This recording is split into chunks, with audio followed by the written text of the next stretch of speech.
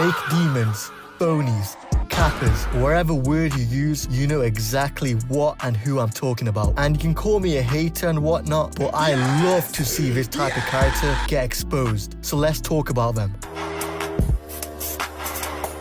Haizaki. I don't even know where to begin with this guy. Like, for starters, his whole introduction, he straight up bitched my favorite character, Kisei. He was the original 5th member of the Generation of Miracles. Every 1v1 he had with Kisei, he fried him. This was not a rivalry. They kicked our ass. And that's not the only ball he took from Kisei. Turns out, he took his girl from him too. This was like having your girl stolen from you when you lost a race in elementary school. Insane rage bait material to use before cooking him in the game. Now let's talk about his skills. When we first saw him in action, he just looked like a better Kisei. Not only could he copy other players' moves, but after he copied them, the original player was unable to use that move. I don't know what kind of bullshit he pulled off to do this, but he just does it. Man, even Crawler Lucifer had to meet like 6 different requirements before robbing your tech. All this guy needs is to look at it once and he's got it. And lastly, he seemed all about violence. Like, in his introduction, he folds Kagami's boy here and hits on his sensei. And when she says nah, he has her in the air by her neck.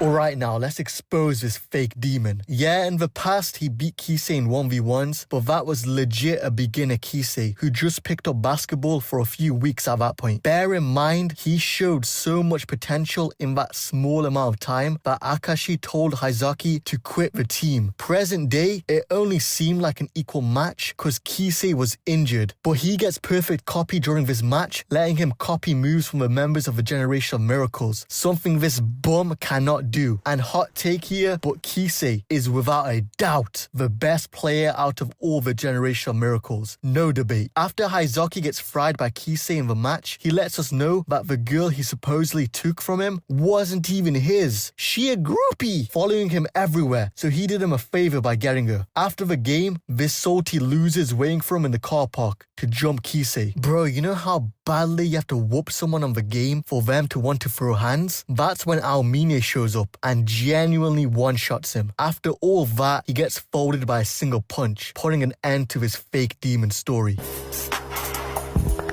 Raye Penber. Now hear me out now. He was meant to be America's finest, sent specifically to shadow prime suspects of the Kira case, and he gets played like a fiddle. I mean, what kind of undercover agent shows a random his whole ID? Like, he folds under zero pressure on that bus. Don't you have a fake ID or something? I remember as well, when he was speaking to his fiancée about what happened on the bus, she was piecing it together faster than him, telling him his story doesn't make a lick of sense. And he has the audacity to shut her down, telling her she don't know what she's talking about. Literally, as soon as he dies, she comes out of retirement and was the closest to exposing Kira. She was moving like the NBA detectives on Twitter today.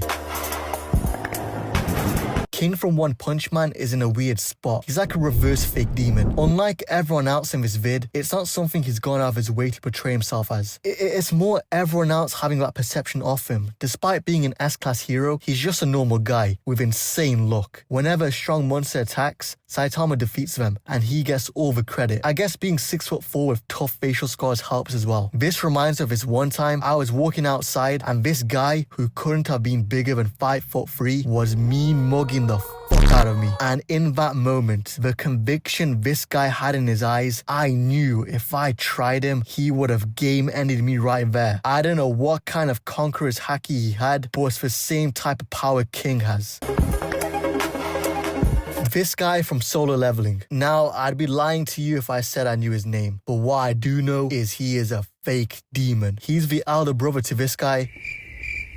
I don't know his name either. But basically, in Season 1, his squad did a dungeon raid with Jinwoo and his friend, trying to kill them both so they can lessen the splits on the rewards. Reminds me of when I scam my friends in cuts for GTA 5 heists. Anyway, Sung Jinwoo packs them all up, and before he dies, he says his older brother is going to kill him, bringing us to this guy, who just so happens to be an S-class hunter who came over from his trip overseas to kill Jinwoo. Bear in mind, at the time, everyone thought Jinwoo was an E-class hunter, literally the the weakest. So instead of sending someone out to kill him, he went out of his way to fly back to do it himself. Like, you have to think the amount of responsibility S-class hunters have. This guy cleared his entire schedule and said, nah, I have time today. So you see this guy acting all crazy, building a lot of hype for the eventual fight, just for him to get off-screened by Sung Jin-woo's daddy. Like, the hunters who report on the scene of the fight literally tell us fights between S-class hunters completely destroy the area around them. But luckily, this fight was ended instantaneously, and then we see his goofy ass slumped out. I'm not gonna get into spoilers, but him and Jin-woo do meet again, and you can probably guess what happens at that point. Tonpa, the rookie crusher. Where do I start with this guy? He approaches the main cast telling them he's a veteran of the hunter exam, taking it like 40 times. But this bum only goes there to sabotage everyone else cause he's too weak to complete the exam. Like, bro really shows up with laxative spiked drinks and passes them out to 12-year-olds. Actual dickhead behavior. Also, one thing I don't get, how did his fat ass run the entire 50 miles? Anyways, in the next section of the exam, he throws it like it's a game of Marvel Rivals. He says he does it to sabotage them, but I know this clown was genuinely scared here. Reigen Arataka, the only fake demon you have to respect. He built this persona as a career to pay the bills. Early season Reigen would run his mouth more than John here. Have you ever killed anybody? No, thank God. My children asked me that. And I told them very proudly that I have never taken any action that resulted in the death of another human being. There's one kind of half exception. Convincing the strongest guy in your verse that you're stronger than him and getting him to become your student to do your exorcism for you, you have to applaud him for keeping this appearance up for so long. Gaslighting so insane, he borrowed Mob's power without him realizing and whooped real threats, further pushing legitimacy as an Esper. The best moment though for his character is that whole press conference section where he basically gets exposed for being a fraud and gets rinsed online. So hard they even drop his middle school pictures all over Twitter. So Reigen, trying to save face, holds a press conference, initially doing what he's always done. Lie. But then we get this beautiful self-realization moment when he hears what he wrote in his graduation essay and he speaks to Mob directly through the camera, like when All Might was pointing at the cam after beating All For One. And then to save his master from the embarrassment, Mob uses his powers to move stuff around the room, so it looks like Reigen is doing it, giving us this peak moment.